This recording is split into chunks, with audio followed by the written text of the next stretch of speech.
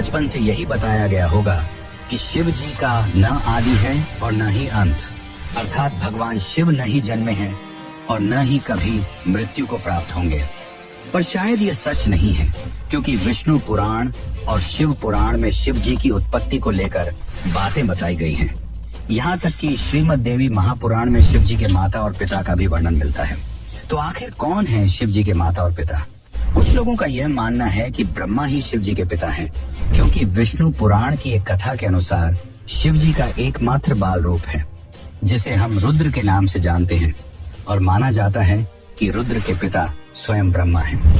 पर आखिर इसकी सच्चाई क्या है और पूरे संसार को शिक्षा देने वाले शिव ने अपनी शिक्षा कहां से प्राप्त की? तो चलिए जानते हैं शिव जी के जन्म का असली रहस्य।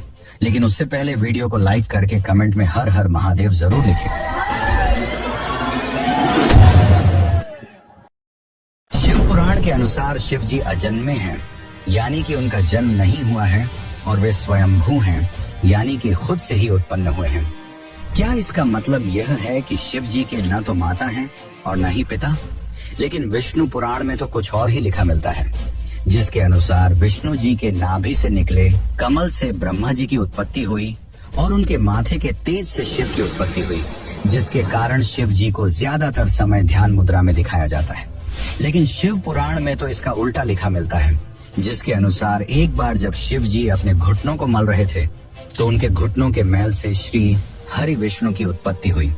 अब इस मामले में तो दोनों पुराणों में अलग अलग बातें बताई गई हैं, परंतु विष्णु पुराण की एक और कथा के अनुसार ब्रह्मा ही शिव जी के पिता हैं। क्या ये सच है? तो चलिए जानते हैं इसकी सच्चाई। लेकिन उस कथा को समझने से पहले एक और कथा को जान लेते हैं, जो काफी ज्यादा प्रसिद्ध है। और इसी कथा के अनुसार शिव जी को आदि अनादि का दर्जा मिला, यानी कि न ही उनका कोई शुरुआत है और न ही अंत। दरअसल एक समय की बात है, भगवान विष्णु और ब्रह्मा में यह बहस छिड़ गई कि उन दोनों में से कौन ज्यादा महान है। ब्रह्मा को अपने सृष्टिकर्ता और सृष्टि को रचने का अभिमान था, वहीं विष्णु को इस जगत के पालनहार होने का घमंड था। दोनों के बीच की बहस काफी बढ़ गई और तभी दोनों के बीच में एक विशालकाय खंभा आ खड़ा हुआ। उस खंभे के अंदर से आवाज आई कि जो भी इस खंभे का आखिरी हिस्सा खोज लेगा वही सर्वश्रेष्ठ होगा। यह सुनकर दोनों ने खंभे का आखिरी छोर खोजने का निर्णय लिया। ब्रह्मा जी ने एक हंस का रूप धारण किया और खंभे का ऊपरी हिस्सा खोजने के लिए उड़ चले। वहीं विष्णु ने एक वराह का रूप लिया और खंभे का निचला हिस्सा खोजने को निकल पड़े। हजारों वर्षों तक खोजने के बावजूद दोनों को उसका आखिरी छोर नहीं मिला, जिसके पश्चात वे थक हार कर वापस लौट आए। अंततः खंभे के भीतर से शिव जी प्रकट हुए। यह कथा यह दर्शाती है कि शिव जी का न तो आदि है और न ही अंत। लेकिन दोस्तों, क्या आपको पता है, इसी दौरान जब विष्णु और ब्रह्मा थक हार कर वापस लौटे और जब शिव जी प्रकट हुए, तब उन्होंने दोनों से पूछा कि क्या आपको खंभे का आखिरी छोर मिला? विष्णु ने निराशा भरे शब्दों में कहा कि मैं इसका आखिरी हिस्सा खोजने में असफल रहा, परंतु ब्रह्मा जी ने यह झूठ बोला कि वह इसका आखिरी हिस्सा खोजने में सफल रहे।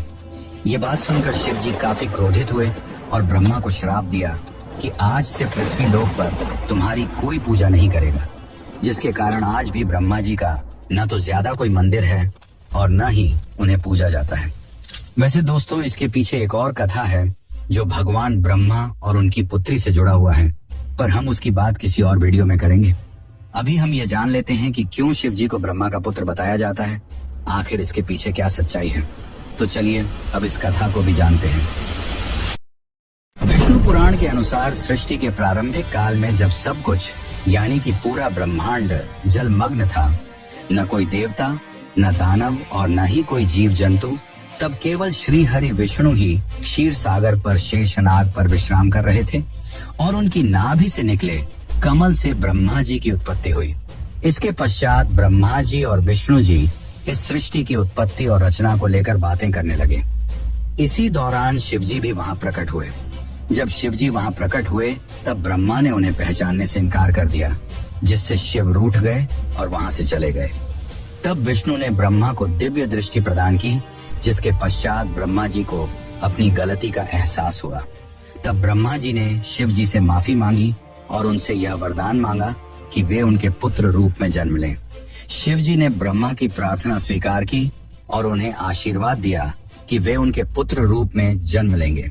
हजारों साल बीत जाने के बाद जब ब्रह्मा जी ने इस सृष्टि की रचना शुरू की, तब उन्हें एक बच्चे की जरूरत पड़ी और तब उन्हें शिव जी का आशीर्वाद याद आया। जिसके बाद ब्रह्मा जी ने कठोर तपस्या की और उनकी तपस्या से प्रसन्न होकर भगवान शिव एक बालक रूप में उनकी गोद में प्रकट हुए। आपकी जानकारी के लिए बता दूं कि यह भगवान शिव का एकमात्र बाल रूप है।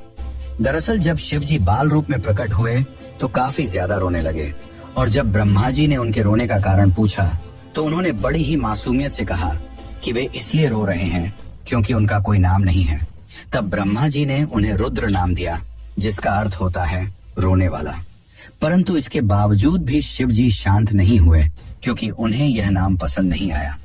जिसके बाद ब्रह्मा ने उन्हें दूसरा नाम दिया जो है सर्व, पर शिव जी को यह नाम भी पसंद नहीं आया। जिसके बाद ब्रह्मा ने उन्हें और भी नाम दिए जैसे भव, उग्र, भीम, पशुपति, ईशान, महादेव और इसी तरह ब्रह्मा जी ने शिव जी को 108 नाम दिए और माना जाता है कि यह सारे नाम धरती पर ही लिखे गए थे।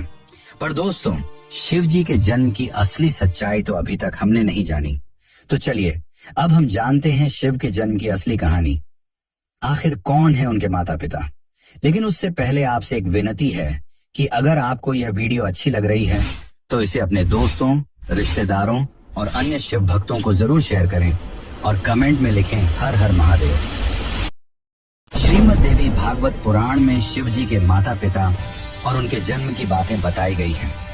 यहाँ तक कि इसमें त्रिदेवों यानी कि ब्रह्मा और विष्णु के भी जन्म की सच्चाई देखने को मिलती है। दरअसल जब हम शिव कहते हैं तो वह निराकार ईश्वर की बात होती है और जब हम सदाशिव कहते हैं तब ईश्वर महान आत्मा की बात होती है। और जब हम शंकर या महेश कहते हैं तो सती या पार्वती के पति महादेव की बात होती है।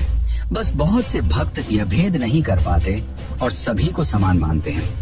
अब श्रीमद् देवी महापुराण के अनुसार देखा जाए तो एक बार की बात है, नारद जी ने अपने पिता ब्रह्मा से पूछा कि इस सृष्टि की शुरुआत किसने की है और साथ ही भगवान शिव, विष्णु और आपके पिता कौन हैं?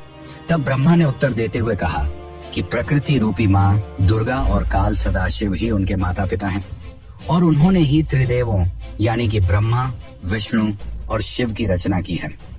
शिव पुराण के अनुसार भी काल सदाशिव और पराशक्ति अंबिका ही शिव के माता पिता हैं और इन सब में भी श्रेष्ठ हैं काल सदाशिव, क्योंकि उन्होंने ही पराशक्ति अंबिका की भी रचना की, जिनकी 8 भुजाएं थीं और वे प्रकृति रूपी माँ दुर्गा भवानी कहलाई।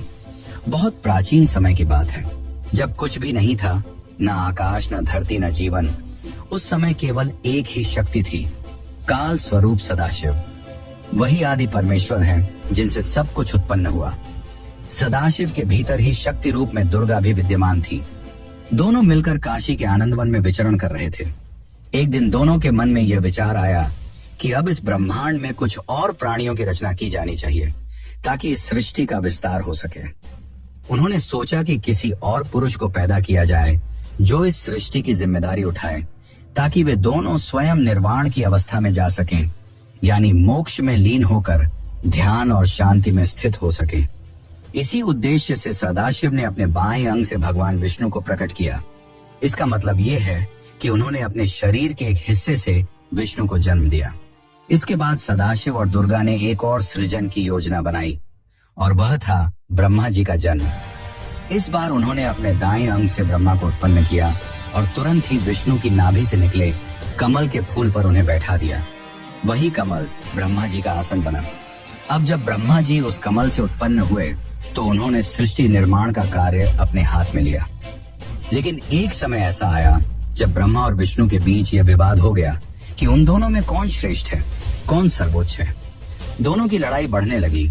तभी अचानक एक बहुत बड़ा प्रकाश स्तंभ उनके बीच प्रकट हो गया, जिसकी कथा हम पहले ही जान चुके हैं। दरअसल उस प्रकाश स्तंभ से एक दिव्य वाणी आई। वह खुद ज्योतिर्लिंग रूप में काल थे। उन्होंने ब्रह्मा और विष्णु से कहा, पुत्रों, तुम दोनों ने बहुत तपस्या की है और इसी कारण तुमने मुझसे 2 विशेष कार्य प्राप्त किए हैं। एक है सृष्टि का कार्य यानी कि जन्म देना, जो ब्रह्मा का काम है, और दूसरा है पालन का कार्य यानी कि सृष्टि को चलाना, जो विष्णु का काम है। इसी प्रकार मेरा एक और रूप है रुद्र, जिससे मैंने संहार यानी कि विनाश के कार्य के लिए उत्पन्न लिया है। लेकिन काल सदाशिव ने यह भी स्पष्ट किया कि एक कार्य ऐसा है जो कोई नहीं कर सकता, और वह है कृपा करना। यह केवल सदाशिव ही कर सकते हैं। फिर सदाशिव ने कहा, रुद्र मेरे जैसा है, वह मेरे जैसा वस्त्र पहनता है, मेरे जैसा वाहन पर चलता है और मेरे जैसा अस्त्र शस्त्र रखता है। उसका रूप, वाहन और कार्य सब मेरे ही समान है। इस प्रकार यह कथा हमें बताती है कि संपूर्ण ब्रह्मांड की रचना सदाशिव और शक्ति रूपी दुर्गा से हुई है। ब्रह्मा, विष्णु, रुद्र, महेश, ये सभी उनके अंश हैं और उन्होंने अलग अलग कार्यों की जिम्मेदारी ली है ताकि सृष्टि ठीक तरह से चल सके। पर मित्रों, शिव जी की कहानी यहीं पर खत्म नहीं होती। एक और रोचक कथा है जिसके अनुसार एक बार कुछ साधु संतों ने भगवान शिव से उनके जन्म के बारे में पूछा। तब भगवान शिव ने जो उत्तर दिया वो चौंकाने वाला था। तो चलिए अब उस आखिरी कथा को जानते हैं जो आपके होश उड़ा देगी। एक अन्य पुराण के अनुसार एक बार ऋषि मुनियों में जिज्ञासा जागी कि आखिर भगवान शंकर के पिता कौन हैं। ये सवाल उन्होंने शंकर जी से ही पूछ लिया कि हे महादेव, आप सबके जन्मदाता हैं, लेकिन आपका जन्मदाता कौन है? आपके माता पिता का क्या नाम है? इस प्रश्न का उत्तर देते हुए भगवान शिव ने कहा, हे मुनिवर, मेरे जन्मदाता भगवान ब्रह्मा हैं। मुझे सृष्टि का निर्माण करने वाले भगवान ब्रह्मा ने जन्म दिया है। इसके बाद ऋषियों ने एक बार फिर भगवान शंकर से पूछा कि यदि ये आपके पिता हैं तो आपके दादा कौन हुए? तब शिव ने उत्तर देते हुए कहा कि इस सृष्टि का पालन करने वाले भगवान श्री हरि अर्थात भगवान विष्णु ही मेरे दादाजी हैं। भगवान की इस लीला से अनजान ऋषियों ने फिर से एक और प्रश्न किया कि जब आपके पिता ब्रह्मा हैं, दादा विष्णु, तो आपके परदादा कौन है? तब शिव ने मुस्कुराते हुए उत्तर दिया कि स्वयं भगवान शिव।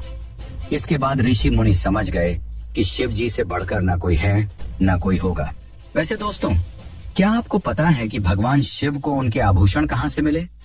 शिव जी अपने शरीर पर कई आभूषण धारण करते हैं, जैसे कि गंगा, चंद्रमा, वासुकी नाग, त्रिशूल, डमरू, भस्म आदि।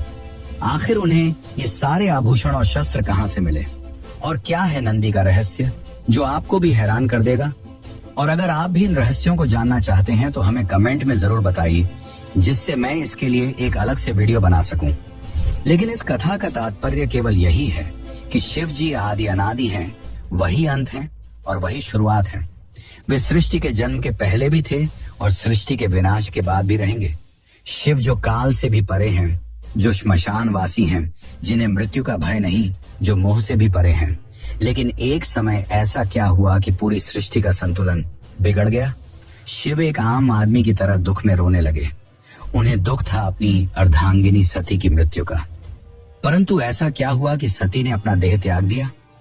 और कैसे मिले शिव जी माता पार्वती से? अगर आप भी इस कथा यानी कि सती कथा को जानना चाहते हैं तो चैनल पर जाकर हमारी सती कथा वाली वीडियो जरूर देखें। धन्यवाद।